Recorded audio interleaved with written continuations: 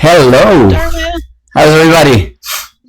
Good. I'm Shannon Christensen, Strategic Council Elections Subcommittee Chair this year. So I'll be leading your questions during the 6 minutes. To start off, we'll have you share your name, AIA component, and the position you're running for. And then I'll ask the first question, and your 6 minutes will start. Excellent. There will be a timer at the top of the screen. Excellent. My name is Darwin Fortuna. If you don't know how to pronounce it, it's just like Charles Darwin, the evolution guy. So Darwin. And I am from Massachusetts. My component is the Boston Society of Architects, and I am running for the Strategic Council at Large representative. Thank you. Since you will not be representing a state, what group or topic would you represent within the Strategic Council that you think is currently not properly represented or focused on within the Council?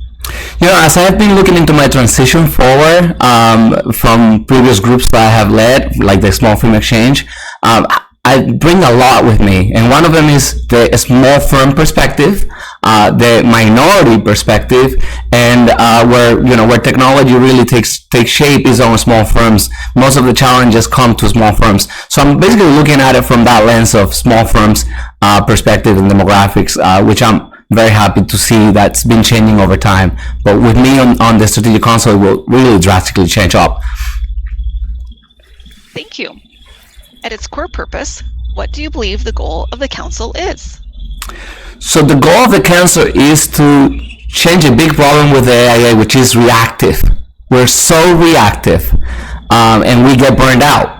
So we need to be proactive. We need to see what comes 10, 20, 30 years from now, and we need to have a plan for how we can attack it. So that way things from government attacks or social-political or economical or disasters don't just surprise us, out of the blue, so that we can be prepared for them. AI was something that we could have seen 10, 20 years ago also, and now we're kind of reactive. We're moving ahead, but we need to change that, because that's the reason why a lot of people don't make it in the profession. We get burned out from the reacting nature of our profession.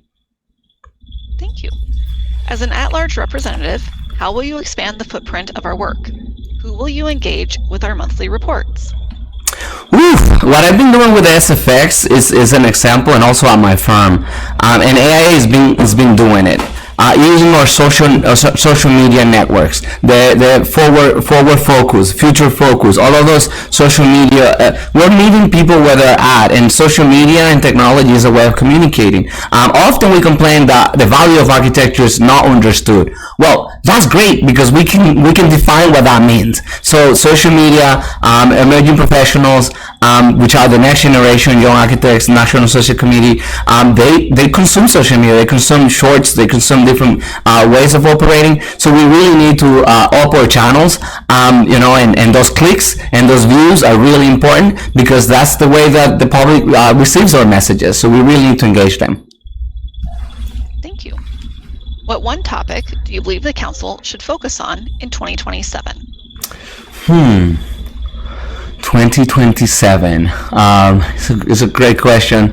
Now I've been reactive to governance and the revamping of governance.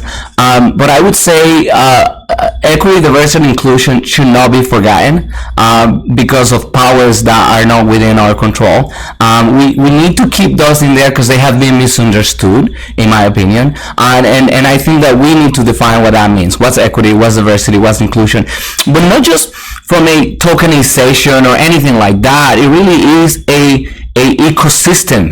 If we don't have a balanced ecosystem in any group, in nature, things just go down, right? So we understand that we have to have biodiversity across the board. And if you think of it macroly, you will see that it will solve a lot of the problems that we currently have, and problems that we've never thought about.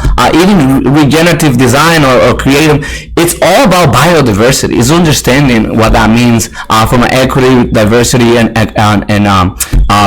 point of view in a macro way. Thank you. What one quality makes you the ideal candidate for the at-large council representative position? I carry the voices of a lot of small firms, also young architect forum members, which I was a super senior from. I carry the voices of a lot of immigrants, and I listen to all of those voices, and I'm able to be the voice for them. Honestly, often they keep quiet They keep in their corner. Often they don't believe they belong. And I have learned to understand that we all belong. And being able to listen to those little voices on the corners of rooms and approaching them is really important. It keeps us humble and nimble, and we really need to continue that forward. I am here because of those that have done it. All the ones that are actually currently at the board, currently making their way up, that have taught us that, hey, you belong. You not only belong, but here it is. Take the charge, and let's take this forward together. Let's see how far we can take it. So being able to be humble and listen to those voices and represent them is really important to me. Thank you. Who in the AIA is being left behind, and what specific actions would you take to solve that?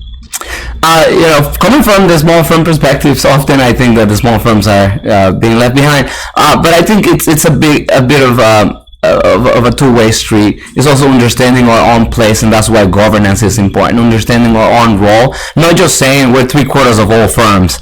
Period. No, it's being intentional about that, being intentional about what that means, and that means we support emerging professionals, we support young architects, we support the next generation. We support the platform in which we practice, where the majority of practices. So I think understanding what that means from a business perspective is important.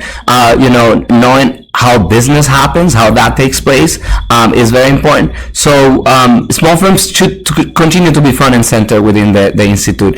Change happens at small firms before the CEO of a big firm makes a decision. We've already been experiencing the pain. So we kind of we have a lagging indicator, right? But we're the first ones to feel the pain. So I think it's very important to keep that in mind. Hey, in the last 10 seconds, why do you want this role? I want this role because you know what? It wasn't even a thing I was thinking about. I was thinking, what's next? Jessica O'Donnell talked to me, what's next? And I was like, I don't know, I think I need a break. Then I met a lot of members of the Strategic Council, and I was like, this is my people. I mean, I'm the missing teeth on this group, and I feel like I really belong, and I really think that the energy that the council has can use that energy that I also bring and get it to the next level. Thank you, Darwin. We appreciate you joining us for a few minutes today. Thank you.